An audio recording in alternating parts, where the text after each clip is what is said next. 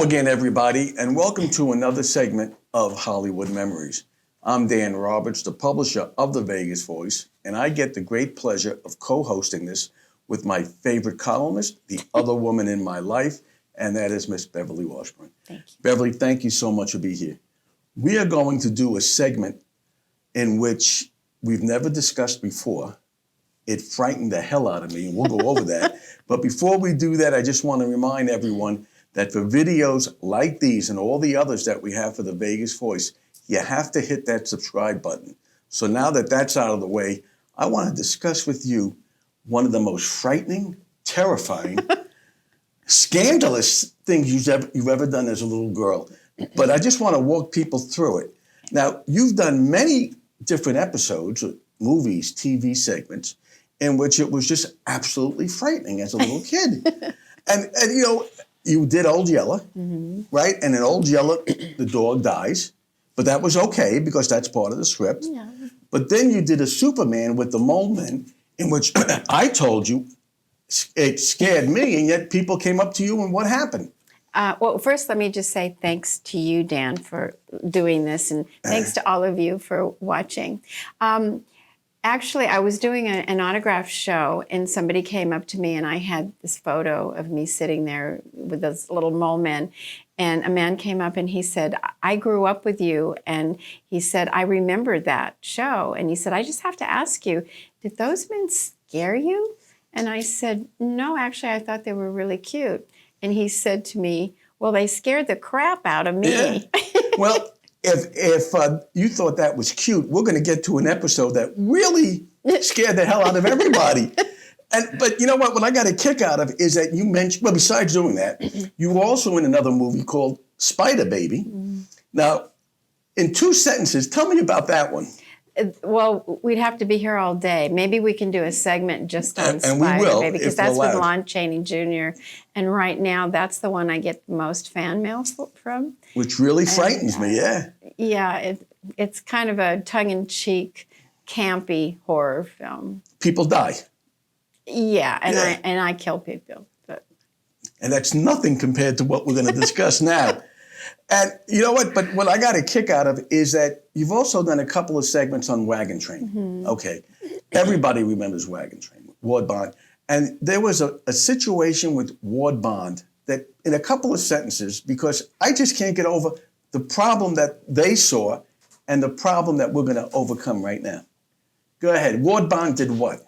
Well, he swore a lot, not intentionally, but he was used to being around a lot of guys. So the F word would just come out of his mouth all the time. So the welfare worker on the set pulled me off the set and said, if he does one more swear word in front of her, she won't be allowed to be here the rest of the day. And the welfare worker always had to be on the set. Yes, they were brought in by the Board of Education.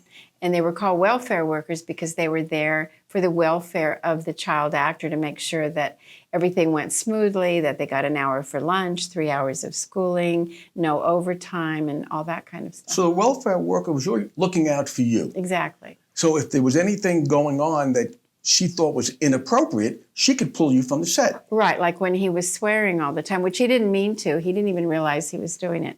But she had that much authority. Yeah. Okay, now let's get to some scary parts. You did an episode, Wagon Train, with Lou Costello. Now, that is Abbott and Costello. Yeah. Okay. Tell us what was the facts behind that one. Well, again, that was kind of a strange little episode because I was a little runaway girl, and he was an alcoholic, and we become friends, and we stow away together. Alone with him. You were with him. Yes. There was no problem with that. In the wagon train. I want you to understand, I could even understand that back then because it was Lou Costello. Right. Which was before Bill Cosby. So things have changed now. Now, we're going to discuss one of the scariest episodes I've ever seen. And that was with a guy named Dick Powell. Yes, a wonderful actor. He worked with you, right? You did a scene together. You did an episode together. An episode. Tell us about Dick Powell. Well, he was a wonderful gentleman, and I adored him. He was really great to work with. And it was on a show called 4 Star Playhouse. And it was an episodic show I believe it was on weekly, and they had different hosts. And it was Dick Powell, Ida Lupino, David Niven, and Charles Boyer, and they would alternate and then do, a different segment every week. And they would be the star. The star. Now, we're going to discuss a segment you did, or a TV show you did with Dick Powell, which I am telling you was the most frightening, terrifying TV segment I've ever seen. And how this could happen is just beyond me. So you worked with Dick Powell. He was very nice. Very nice. Okay. Now, if I recall, you did an episode and it was called Autumn Carousel, which to this day I have no idea what that title even meant. It made no sense. Made no sense. Okay, but that's very calm, very, very relaxing. Doesn't tell you how terrifying this episode was. And in this episode, you were with Dick Powell. You got the second billing. Yeah. Okay. And what I'd like you to do is just the facts now, just the facts. Tell me, what was this TV segment about? Well, I was a little girl traveling alone. My parents were divorced. So I get on this train and I meet this man, portrayed by Dick Powell. And I sit next to him, and then we kind of form a little relationship. A relationship? Well, wait, no. That's what I want to discuss, the relationship. Now, if I recall, you folks are divorced, and you were commuting back and forth by train. Yes. Okay. So, and of course, the train took a day or 2 days to go across.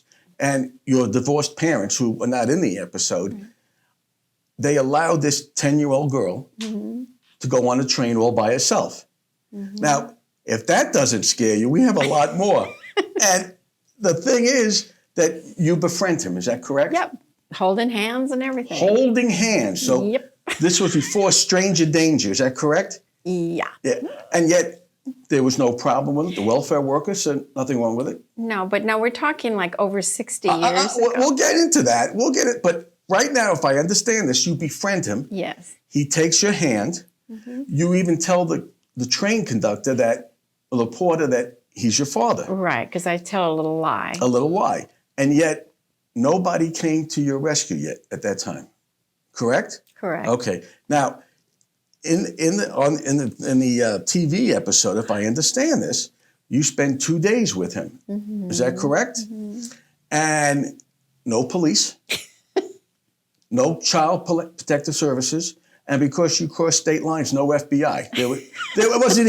It wasn't even a concern. So I'm asking parents and grandparents, pretend this adorable 10-year-old girl was your daughter or granddaughter. Would you allow that to happen? It was a different time. Well, we're going to go into that, because after you're holding his hand, there is a scene that you've got to see this to believe it. The scene starts with, what are you holding in your hand? Matches. 10-year-old girl has matches. Just happen to have matches. Just happen to have it in the scene. And then what do you do with the matches?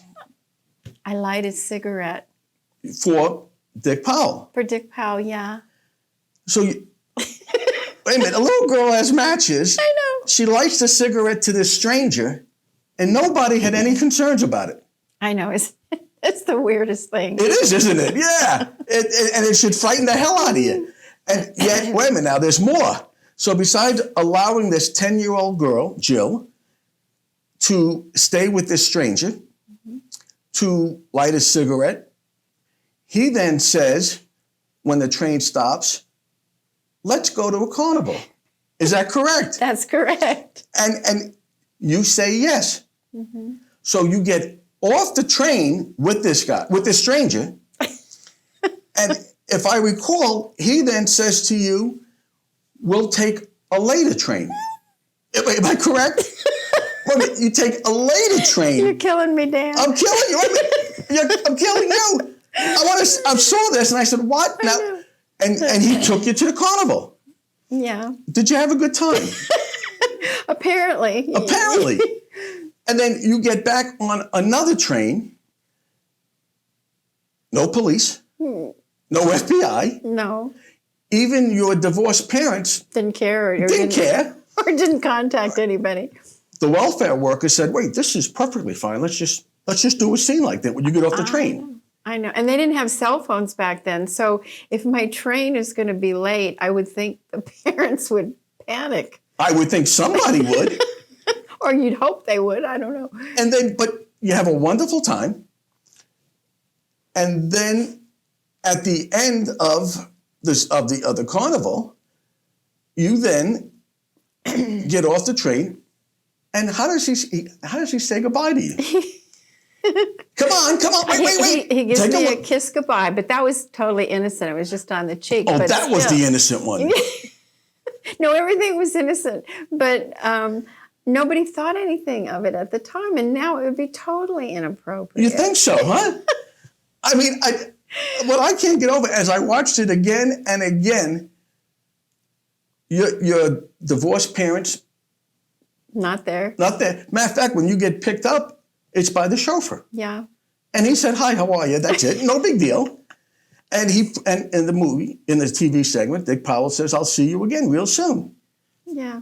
That was like a happy ending, wasn't Right. it? He invites me to his house to meet his wife and have dinner with him or something like that. I know it's on YouTube, right? It should be, unless the FCC pulls it, because this is one of the most terrifying things I've ever seen.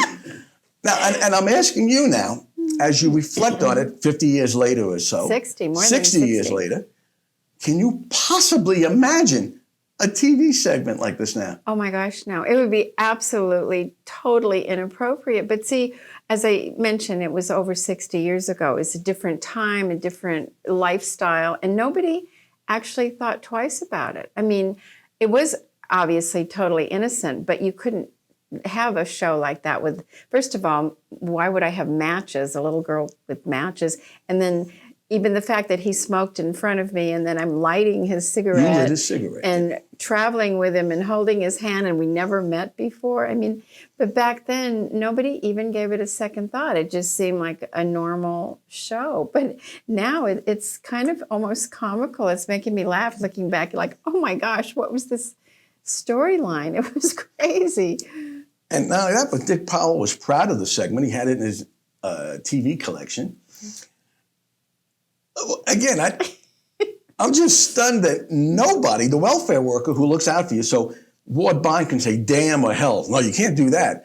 But no, let's take a little girl off a train and we'll say we'll take a later one. And oh no, there's not. I know. Isn't that odd looking back now? Because no, she had that capability. She could have said, no, this cannot be filmed. But she didn't. I mean, it was totally innocent, but the way it comes across is something that's not appropriate, not in today's world, for Not sure. even close. No. Again, when I saw it the first time, I had to stop it and say, whoa. You actually have matches in the scene. I know. No one ever Like, said, where did you get them from? I know. I have no idea. And yet, Oh my everything God. was fine. And you know what? And unless you tell me otherwise, you lit it very professionally for a 10-year-old girl, and you lit a cigarette. No problem. Isn't that odd? It's just really strange looking back. And I haven't seen this show myself in, all these years. So it's fun that you wanted to talk about this segment because it's so long ago. And, you make me laugh because you think it's just such a crazy. Well, no, I know it is. Well, again, I'm not exaggerating. No, I know. You're by yourself, and nobody seemed to mind. 10-year-old girl I traveling. know. Crazy. And now, how fast do you think the police would be there? Oh. Or the FBI or Child Protective Services? I know. He would be arrested as a pedophile and probably go to jail. Yeah, I know. And like traveling with Lou Costello by myself as a stowaway, another, Yeah. that's weird too. And everything was totally fine. Yeah. How many more of these do you have in your career? Nothing quite like this, but it's fun to kind of reminisce about it because looking back, it is kind of comical that we would be allowed to do that kind of a show, and nobody thought twice about it. Nobody thought this twice. is inappropriate or this shouldn't happen or oh my goodness, that's awful. It was just a sweet little show, where we meet and Yes, we little like girl, each come on other. over. Yes, come on over, little girl. I know, it's crazy. And again, you have to see this on YouTube. And it is, again, Autumn Carousel with Beverly and Dick Powell. And I just defy any parent or grandparent to watch this show and say, oh, no, that seems fine. It was an innocent little show. And that's the way it was. Yeah, back then people didn't think twice about it. It was, Didn't think twice. Nobody did. But in today's world, it would not fly at all. But I'm just grateful that your career didn't crash because of doing this. And Dick Powell still had a career afterwards because he was proud of this episode. Yeah. It was a sweet episode. It was just a little weird, but... Wait, that's weird. The Mole Men with Superman, that wasn't as weird as this. It just shows you how fortunate I am to have Beverly with the Vegas voice. So Thank you. thank you for putting up with me. Oh, no, you're so much fun, Dan. Thank you. We're going to hunt over the vacation and time to see how many more of these did you make so we may do this. So I thank you again, as always. Thank I'm you. just hoping that when we get off the air, you don't hit me over this, but No, this was fun to talk about and reminisce about. And it's just, I have so many wonderful memories. And this is one of them, really. It was really great working with him. He was really, really nice to me. and the cast was good. The Everybody. crew, everybody. Yeah, it was a wonderful time in my life. And nobody freaked out over the episode. I'm the only one that freaked out over the episode, apparently. Well, I think a lot of people might freak out now. Oh, I watching. challenge anybody. But I thank you so much. Thank you, Dan. And this is Dan Roberts with Beverly Washburn for Hollywood Memories, and we'll hopefully see you again next time. Thank you.